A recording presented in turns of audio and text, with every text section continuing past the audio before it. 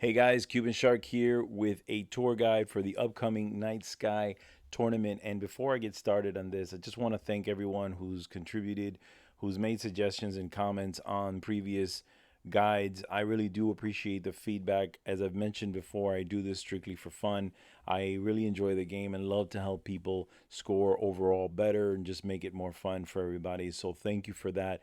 In this particular tournament guide, or for this tour, I've added an additional tool, which is a club ball and elevation guide, kind of a cheat sheet, if you will, to be able to kind of keep an eye on the tour in general. One of the things that I think has the most amount of value in these tournament guides is being prepared for the upcoming hole, and sometimes needing to go back and adjust your clubs if you don't have set the club set up in a certain way that would most benefit that particular hole. So I hope you find this useful and helpful in your upcoming guide. And as mentioned, if you're not too quick about wanting to start the qualification rounds, there are opportunities to practice at least for the for the Milano, which is 4 of the 9 holes in this guide, and you can play them in Tour 4 if you're playing in rookie level. Thanks again, guys, and good luck. For hole number 1, I'm playing with the extra mile driver and the Marlin ball, and I've played this particular hole with 4 of my profiles, and I've tried different ways and I've tried different balls, and honestly I don't see an advantage to taking this shot a different way.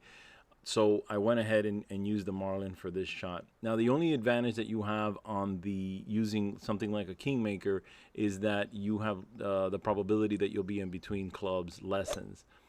The only one important thing that you've got to worry about this first shot is just making sure that you drive the ball far enough down this strip where it passes that light pole. I know it's silly, and I obviously went too far, or further than I needed to go rather. But if you just take a straight, clean shot, you may have that in play. This second shot, as you can see, I'm in between clubs because I went far down the that fairway, and because it's just the way this particular hole is set up. That's why the Kingmaker might be a better option if you're coming down this far. So I played this with 10%, with a 10% elevation into account, and at max on the Grizzly. I like the Grizzly because of its accuracy, but as long as you the Backbone's a great club as well, just for as much accuracy as possible. At least 2 bars of backspin, because as you're going to see in this shot, perfect shot. I took a perfect shot. I wasn't even touching the hole, and yet I still came in pretty hot. And what I've noticed in a lot of these greens is that the back of the green tends to kind of sloop down. Hole number 2 is a par 3 that I would consider the most inconsistent of the par 3s in this tournament. And there's a couple of different ways you can play it. I happen to use the Goliath because I'm pretty confident in hitting a perfect shot. However, the Goliath is great on power and it's great on topspin, but it's not very good on accuracy. So just keep that in mind. If you're going to play this particular shot, you're going to want to hit it perfect. Otherwise, you could run the risk of overpowering this shot. The other option here is to play it with a move up with a power 0 or power 1 ball with a Guardian, 7 bars of backspin, adjust and take your shot. However, for the probability of getting a hole-in-one, this is your best bet because it is going to keep the ball from bouncing the least possible, and that will give you the best opportunity for a hole-in-one. Nice on. So hole number 3 is a par 5 that can be played in 2 different ways. You can either play this on the left or the right, and there's really no wrong way. On this one, I'm playing with a power 3 ball, a Kingmaker, and I'm playing it on the left. It is a more conservative approach. The only bad thing about that fairway, it does narrow there where you're going to kind of roll into, but as long as you're okay with that, it's a pretty safe shot. Those trees that are directly to your right in front of us, those may be in play if you don't hit it far enough or allow it to roll far enough. Other than that, it's a pretty straight shot. Now, in another profile, I did manage to albatross this shot, but I did it from the right hand side, overpowering the shot and getting onto that fairway right in the middle. It is a little more aggressive, but as I've mentioned in the past, I do like getting aggressive because the closer I can get to the green on my first shot, the better probability I have to make a better second shot. But this is a safe way, and as you're going to notice on the second shot, I've cleared this tree, and on the second shot, I'm going to have a clean shot right at the hole with my sniper. Now, the one, I guess, negative thing that I could say about playing to the left is even though you've got a straight shot onto the green, this green is very inconsistent, has a lot of bumps. You don't see it that much, but to get a decent steady roll on this green is not that easy. However, 3 bars of backspin to make sure you slow down the ball, face directly at the hole, and just make sure you hit perfect, and it should be an easy eagle. Perfect shot.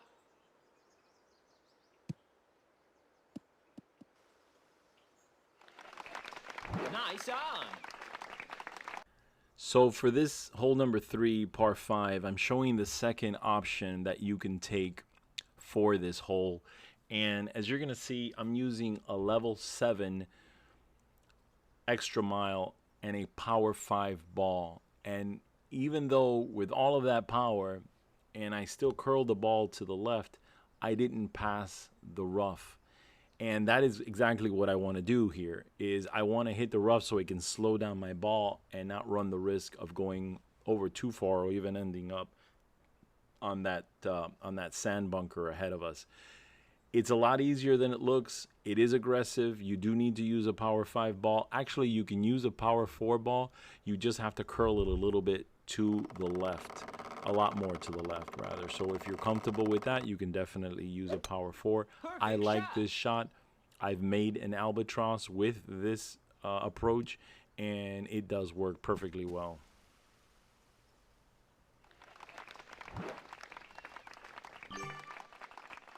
So a few great things about playing it to the right is that, number one, you've eliminated those bumps I mentioned if you're playing to the left. The other great thing is that you're playing with a short iron if you're this close. And this, in particular, this shot, I'm sizing it up, which is very important. I cannot stress that enough to make sure you know how you're adjusting for the wind, whether maximum, mid, or minimum.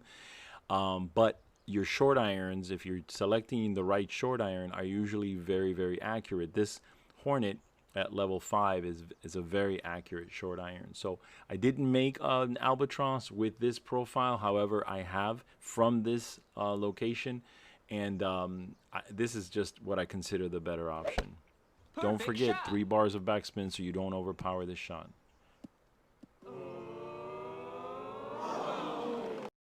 So if you've seen any of my previous tour guides, you'll know that whenever there's a rough near a par 3, most likely I will go for that option, and this is no different. I'm using a Guardian with 6 bars of backspin and a power 0 ball. However, I did manage to make a hole-in-one here, but came in a little hotter than I would like to. So I would probably use 7 bars of backspin. The only bad thing is when you're playing the Guardian at minimum here with that much backspin, you almost completely lose your ball guide. So that is a little bit of a challenge. So I would use the ball guide before taking the backspin so you know where you're pointing, and then apply your backspin to the ball. Now again, I did make a hole-in-one here, but the ball did come in pretty hot. There is a different option here, which I'm going to show here in a minute, which is to use the first piece of fairway on this hole. The only challenge that I see with this shot being so far back is you're bouncing 3 times before you get to the hole. Now, I've seen people make a hole-in-one here, but it really is a lot of luck in addition to the skill, because because of the 40% elevation factor. When the ball hits the rough, you don't know exactly what speed it's coming in at. And I've played this with 0 bars of backspin, half a bar of backspin. This one I'm hitting with a half a bar of backspin. And you're going to notice that with a half a bar of backspin on the third bounce, it just dies on the rough, doesn't even get past the fringe. So just keep that in mind. In this shot, I would use 0 or maybe half a bar of topspin. Just make sure you don't pass the rough. For hole number 5, I'm using an extra mile and a Kingmaker Power 3 ball. Now, I'm recommending the Navigator just to make sure that you're not in between clubs, overpowering the shot and then being in between clubs like I was here. I like using the Kingmaker. I have a ton of them just because I play a lot of tournaments, and usually that's what you get, that and Titans. So I used it for this shot. But you can definitely do it with a Power 2 ball. One side note, that light pole that's directly in front of you, just make sure that you're aware that it's there, because I have sometimes ignored that it's there and I've actually managed to hit it. So it's not a large obstacle, but just be aware that it's there. Now, I did roll this pretty close to the green, up the fairway rather, but it made me end up taking the shot at minimum. And so I love the Grizzly. I am very comfortable with the Grizzly. However, what I ended up doing was to compensate for not being able to pull the target back further, I undershot this. I underpowered the shot, which resulted in the ball falling short. So just be aware of those little things that happen. Make sure that if you've got the wind behind you, that you're giving yourself enough room. So if you're at minimum, you've got enough room to pull your target back a little. Hole number 6 is the longest par 5 in the tournament. And the biggest challenge here is driving the ball as far as possible so that you're not too far from the green and you can get on the green in 2. So I'm using a Power 4 ball and a level 7 extra mile. I've seen this shot taken from the first fairway with a big topper and just rolling the ball down. However, this is more aggressive. However, it will get you the ball further down. And I used a Horizon wood as my second club, or as for my second shot. I should have used a big dog, but even at this level, if I would have used a Power 5 ball like I had originally wanted to, I could have done this shot with my sniper. The biggest issue with the Horizon is, yes, it will drive the ball. It has a lot of topspin. It's known for its topspin. However, it has very, very little, if any, backspin whatsoever. So you're pointing at the hole, which is what I'm doing here, but you don't have the ability to slow the ball down, and that's the mistake that I made. But I wanted to show this footage because I wanted you guys to see the effects of all of these clubs. The big dog is known for power but not accuracy. However, even at a level 4, the big dog has at least 2 to 3 bars of backspin. So I was able to perfectly shoot this ball. I was pointing directly at the hole, but even if I would have come in and hit the pole, I would have ended up somewhere because I was just coming in way, way too hot. I ended up in the rough. Spoiler alert, I was, with a great shot, able to get the ball in for an eagle, but that really was a lucky shot. I also wanted to show this this replay because I wanted to show you guys that this green on hole number 6 has a big decline on the back part of it. So again, be mindful of that. If you're coming in too hot here, you're going to end up in the rough like I did, and you may not be so lucky as hitting the ball into the hole. Great shot. Eagle. For hole number 7, I'm using the second option, which is to play this hole off of that little island there. Now, my preference on this hole is using a Power 0 ball and dropping onto the rough. As I've mentioned in the past, wherever there's a rough near the green, I'm going to use it because it just controls the ball a lot more. I've been less successful at making a hole-in-one using this little island. However, it is very doable. I'm using a backbone with 3.5 bars of backspin, and I happen to be using a a kingmaker because this resulted from a as a shootout from a game. So, but it is very doable either way. I would recommend a sniper, Perfect power shot. 0 ball, and playing the sniper at minimum level with 1.5 to 2 bars of backspin Nice on. depending on the wind. For hole number 8, I'm choosing to play on the left. Now you can play to the right, but as I've always mentioned, I try to get as close to the green on my first shot as possible so that my second shot is just that much easier. My probability of making an eagle increases. Now, I would recommend that you use a club if you can use the extra mile, but definitely use a club that has at least 4 bars of topspin so that you don't run the risk of falling and staying in the rough. You could use the big topper. Just be careful. I would probably use a ball with a little more power so that you don't have to overpower the shot and maybe end up on the rough on the other end. But this is a very manageable shot to, at worst, clipping the rough but still rolling into the fairway. On this second shot, I am using the club that comes before the one that's the closest to the hole, which in this case is the Hornet, to avoid what happened in the last par 4. I tried to see if I could use the Hornet, but I don't have enough backspin on that club, so I ended up using the Endbringer, and with 0 bars of topspin and just a slight level of elevation, 10%, really doesn't affect the ball much. With 0 topspin, you should be fine to get this hole in. Now, keep in mind, if you're playing from the right, that green slopes to the left of where I'm taking the shot. So if you're coming from the right-hand side, your ball will come in super fast and could end up on the rough on the back end of this green. So just keep that in mind if you choose to play it from the right.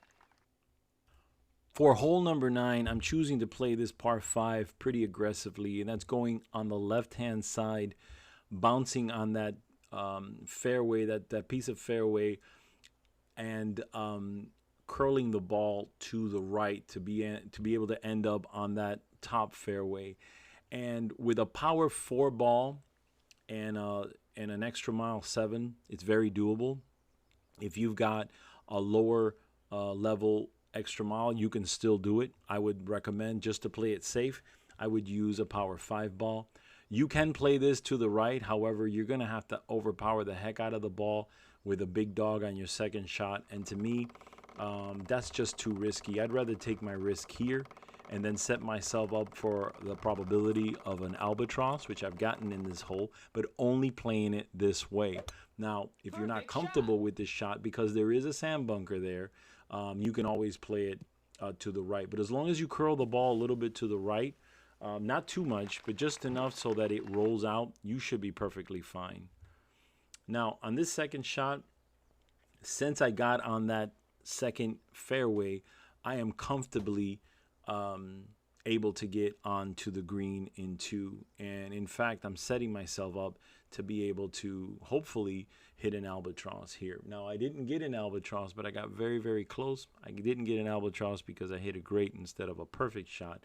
But another thing that you might want to consider is I'm using a power 4 ball, but I'm using a power 4 ball that has 3 bars of side spin so that I can just stay clear of that bunker, so that if I do happen to hit a great shot, which I did, I still don't run the risk of falling into the sand bunker. So just, little tricks that you kind of learn along the way to help you prepare, not just for the shot, but for something that may happen that you didn't expect.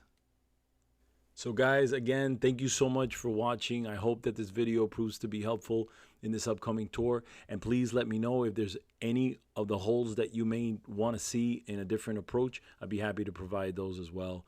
All right, guys, thank you so much. Good luck out there, and I'll see you on the course.